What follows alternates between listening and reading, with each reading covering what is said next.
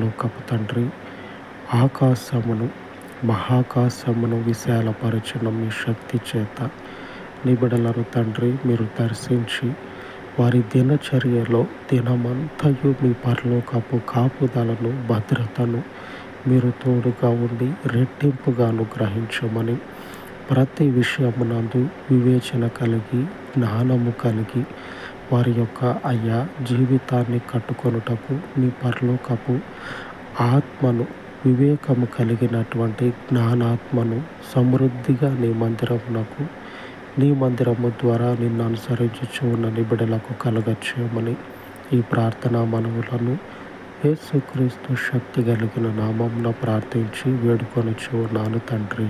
ఆమేన్, ఆమేన్. పరిశుద్ధుడైన దేవుని కృప నిత్యము ఆయన మందిరమునకు తోడయుండును గాక. ఆమేన్, ఆమేన్.